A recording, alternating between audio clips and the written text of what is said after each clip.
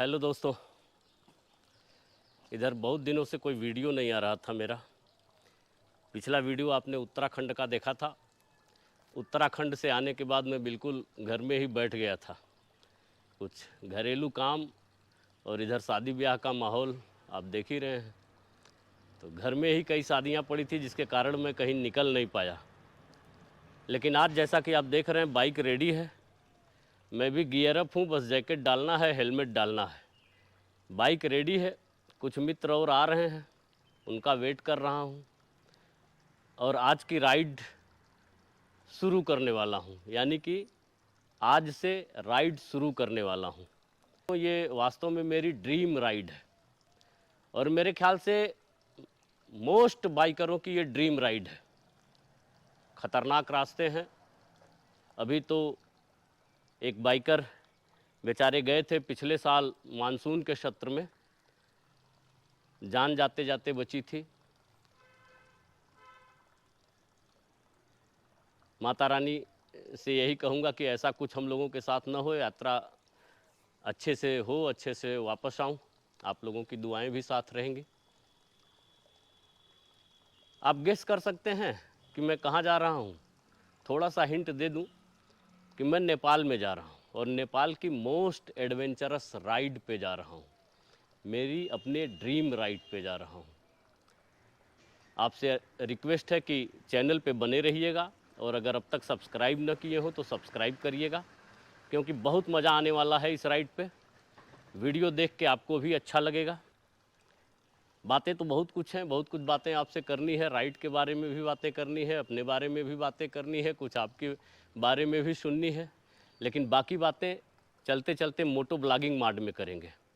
तो अभी फ़िलहाल वेट कर रहा हूँ दोस्तों का। जैसे ही आ जाते हैं, अकेले नहीं राइड कर रहा हूँ, 3-4 दोस्त हैं मेरे साथ, चारों राइडर हैं। सबसे परिचय भी आपका कराऊंगा और राइड पे बने रहिएगा, वीडियो में बने रहिएगा, तो मज़ा भी बहुत आने वाला है। मैंने एक बार आपसे कहा ना कि ये मोस्ट एडवेंचरस राइड है। नेपाल के सबसे ख़तरनाक रास्तों पे आज मैं जाने वाला हूँ। मेरी ही नहीं, ये लगभग सारे बाइकरों की ये राइड ड्रीम राइड होती है। बहुत सारे लोग सक्सेस हुए हैं, बहुत सारे लोग सक्सेस नहीं भी हुए हैं। मैं होप करूंगा आपकी दुआएं साथ रहेंगी, तो मैं होप कर रहा हूं कि मैं सक्सेस होके लौटूंगा और आपको सारे वीडियो दिखाऊंगा, सारे सीनिक ब्यूटी दिखाऊंगा, वहां की ऐतिहासिकता के बारे में भी बताऊंगा। बस आप बने रहिएगा मेरे साथ मेरे चैनल पे। और फिर एक बार कह रहा हूं कि अगर अब तक सब्सक्राइब न किए हो तो सब्सक्राइब करिएगा, साथ में बेल आइकन बटन भी दबाइएगा। तो चलिए मिलते हैं अब से मोटो ब्लॉगिंग मार्ट पे। जैसा कि देख रहे हैं, मैं इस वक्त पहुंच चुका हूं नेपाल बॉर्डर से करीब 10-12 किलोमीटर पहले। नौतनवा पहुंचने वाला हूं एक्चुअल में।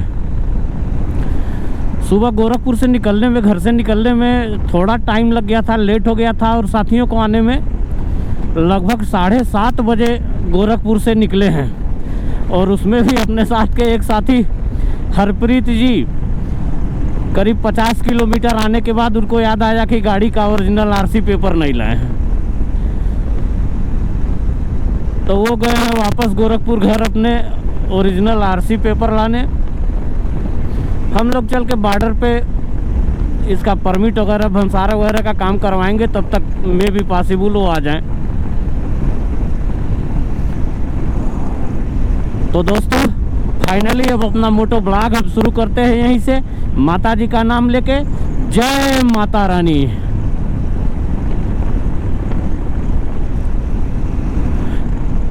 हाँ, एक इम्पॉर्टेंट चीज़ जो मुझे बहुत डर लग रहा है, दरअसल मेरी बाइक एक प्रॉब्लम शो कर रही है। वही प्रॉब्लम आपको याद होगा जो उत्तराखंड राइड के दौरान हुआ था।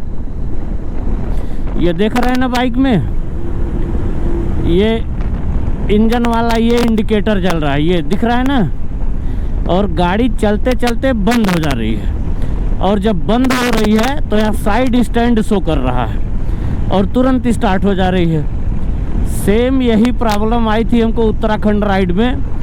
पहले शुरू में ऐसे होता है, बाद में देखिए वो देखे ना साइड स्टैंड लिख के आया, सेम यही प्रॉब्लम।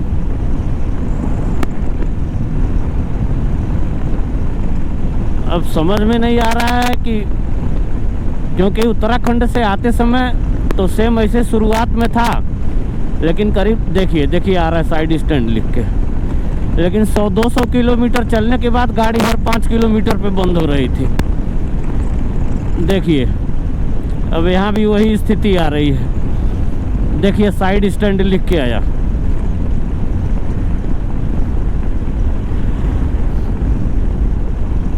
जबकि इसी प्रॉब्लम के लिए मैंने गाड़ी को कंपनी में 15 दिन खड़ा किया था।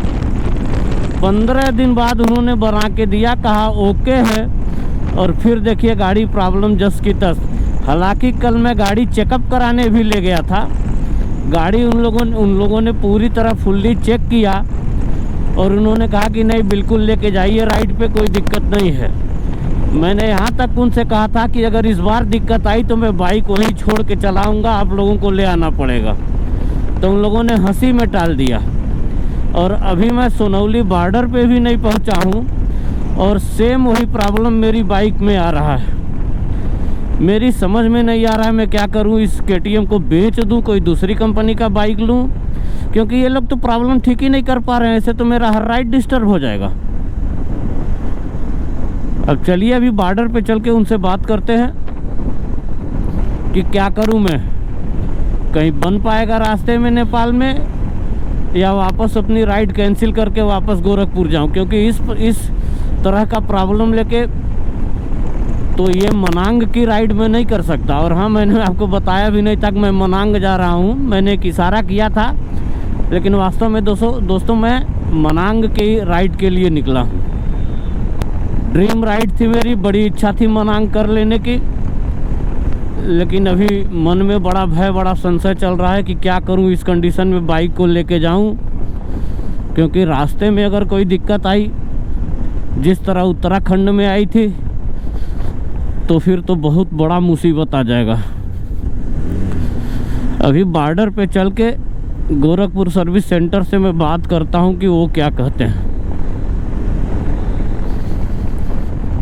फिर कोई डिसीजन लूँगा।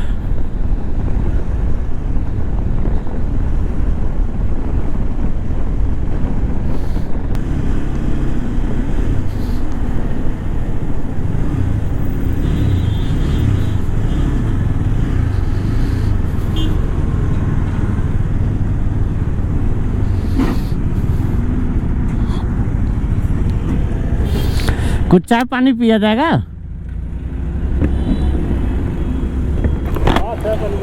हाँ हाँ, ये तो यहाँ बहुत बढ़िया देता है चाय पानी।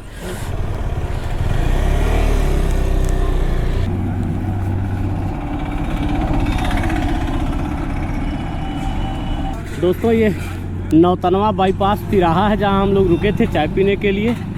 अभी इस दुकान से चाय पिए हम लोग और ये अपनी 3 बाइक खड़ी है। चौथे जो मेरे मित्र थे हरप्रीत जी, वो अपना आरसी पेपर ओरिजिनल भूल गए घर पे, तो फिर वो वापस गए हैं ओरिजिनल आरसी पेपर लाने।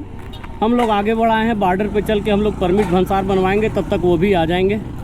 बाकी मैंने आपको बताया ही था कि मेरी गाड़ी में कुछ इशू दिख रहा है। अंधेरे में हूँ, क्या होगा क्या नहीं होगा पता नहीं, लेकिन चलिए जहाँ तक चल पाता हूँ चलूँगा।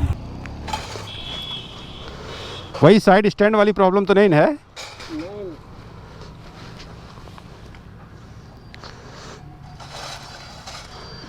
अच्छा ये बताइए, पिछली बार जब दिक्कत आई थी तो लाइट ये इंस्टॉल था, तो इस लाइट को एक बार हटवा के आप देखिए।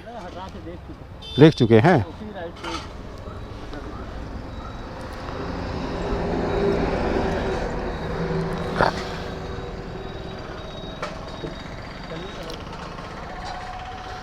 आइए राजेश भाई चलते हैं।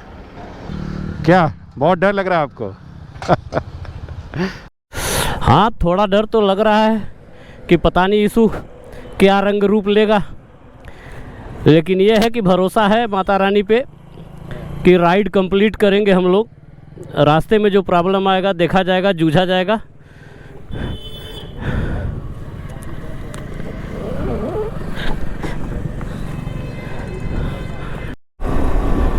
ये देख रहे हैं ना दोस्तों, ये ये इंजन इंडिकेटर जल रहा है। अभी तो लो फ्यूल बता रहा है, अभी फुल फ्यूल डलवाएंगे आगे, लेकिन जब गाड़ी बंद हो रही है तो यहाँ साइड स्टैंड इंडिकेटर शो करने लग रहा है। फ्यूल ले लेते हैं, टंकी फुल करा लेते हैं, फिर देखा जाएगा।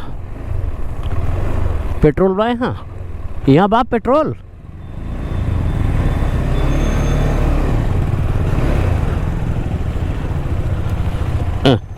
फाइनली फ्यूल डलवा लिए और फाइनली गाड़ी का इंडिकेटर भी अब नहीं जल रहा है।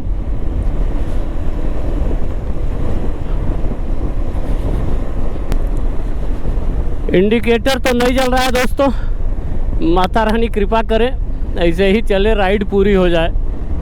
ड्रीम राइड है मेरी, कोई दिक्कत होगी तो बहुत पछतावा होगा। आप लोग दुआ करिए मेरे लिए माता रानी से कि कोई इशू ना आए बाइक में और ये राइड पूरी हो। 9:49 हो गए हैं। 8 बजे से हम लोगों ने राइड स्टार्ट करी है। मुश्किल से 10 मिनट लगेगा बॉर्डर पे पहुंचने में। चलिए चलते। किसी समय में यहाँ बड़े बड़े क्रैशर दोनों तरफ लगे हुए थे और यहाँ नेपाल से बड़े बड़े पत्थर बोल्डर आते थे और यही तोड़ा जाता था। लेकिन बाद में नेपाल सरकार ने नेपाल से बाहर बोल्डर पत्थर को साबुत रूप में भेजना बंद कर दिया, इसलिए ये क्रैशर सारे बंद हो गए। दोस्तों ये रहा बॉर्डर और ये रहा परमिट कार्यालय यानी कि भंसार कार्यालय। अब यहीं से हमें भंसार बनवाना होगा, फिर आगे बढ़ेंगे।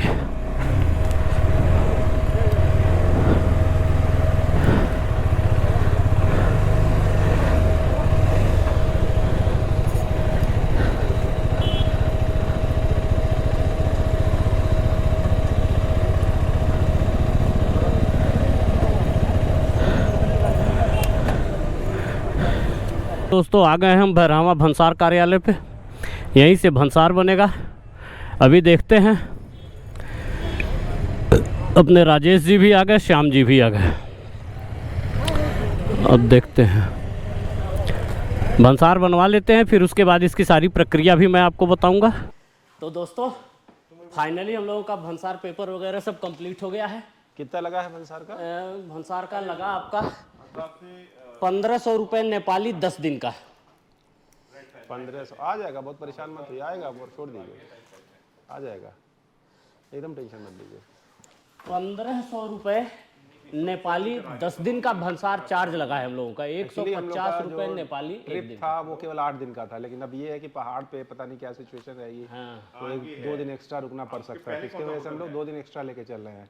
फिर फॉर्मेलिटीज कराने का पता नहीं कहाँ पे क्या होगा, तो उसके बचाव के लिए बढ़िया है कि आप भी जब भी आए तो 1-2 दिन एक्स्ट्रा का ही वो अपना परमिट जो नेपाली लैंग्वेज में जिसको भंसार बोलते हैं वो आप करवा के चलिए। और बेहतर है कि जब आप यहाँ पे आए ना, तो जो एजेंट होते हैं वो 100 रुपये लेते हैं, वो आपका सब काम बहुत स्मूथली कर देंगे।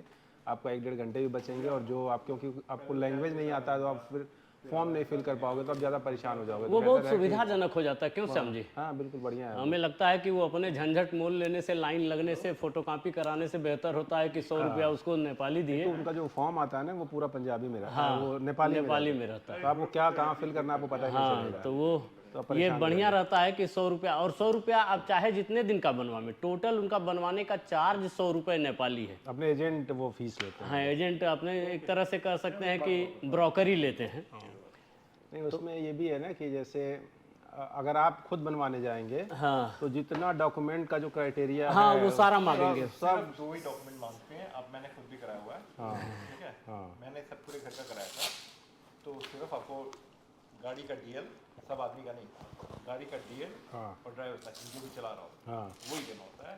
और बाकी फोटो दोनों का ओरिजिनल भी चाहिए ना उनको। हाँ, ओरिजिनल चाहिए। एक्चुअली जमा वैसे करेंगे, लेकिन फिर जब आखिरी में जाएंगे ना, देने से पहले, स्टैम्प मारने से पहले दोनों देखेंगे। भाई साहब, मैंने राइडिंग बूट निकाल दी है, फुल्ली रिलैक्स मोड में हूँ। नहीं जाएंगे तो आज ही जाना। बस थोड़ा सा डर है दोस्तों, बाइक का इशू। हालांकि अभी मैं जब वहाँ से चला हूँ चाय पी के, तो सोनौली बॉर्डर तक वो प्रॉब्लम नहीं इंडिकेट किया है। लेकिन जैसे ही अभी भंसार कार्यालय से इधर निकला हूँ वो प्रॉब्लम फिर इंडिकेट करने लगा है। ऐसे ही है, देखा जाएगा जहाँ तक माता रानी की इच्छा होगी जाएंगे ही। और हरिंदर ही जानते हैं कि इधर के आगे जीत है। हाँ, सारे लोग जानते हैं इधर के आगे जीत है। केवल हम ही नहीं जानते हैं। मैं नहीं जानता हूँ। सर मेरा वो सिम का कुछ करा दीजिए। अभी हो जाएगा, हो जाएगा ना? मतलब कोई लड़का रहे, ऐसा नहीं कि सब लोग चले जाए तो फिर धूप में अपने। ये लो भाई साहब, जैकेट भी निकाल दिए। आई भाई रिलैक्स, बाकी अब कुछ और नहीं निकालूंगा। नहीं निकालेगा। बाकी कुछ और नहीं निकालूंगा, प्रॉमिस। जितना जरूरी था मैंने निकाल दिया। बाकी अब हम लोग थोड़ा एंजॉय करें, आप लोग भी एंजॉय करिए, फिर मिलते हैं मोटो ब्लॉगिंग मार्ट पे। हरप्रीत जी, मैंने बताया था आपको ना कि हरप्रीत जी अपने गाड़ी का आरसी पेपर घर भूल गए थे, उसे वापस गोरखपुर गए, वापस घूम के यहाँ से लेके आए, भंसार बनवाए। तब तक हम लोग यहीं प्रकाश होटल में रेस्ट भी कर रहे थे और उनका वेट भी कर रहे थे। अब आ गए हैं, यहाँ से निकलने की तैयारी है। ये देख रहे हैं ना, चारों बाइकें रेडी है अपनी, 3 KTM, 1 इनफील्ड। ये हरप्रीत जी की बाइक है। राजेश जी निकलते हुए गियर अप, हरप्रीत जी निकल रहे हैं, देखिए गियर अप एकदम बिल्कुल टनाटन, और वो अपने श्याम जी। अब यहाँ से देखिए कहाँ तक चल पहुँचते हैं हम लोग। टारगेट है, लक्ष्य है बेसी शहर, माता रानी बेसी शहर तक पहुँचाएंगी। बिल्कुल बिल्कुल इंशाअल्लाह।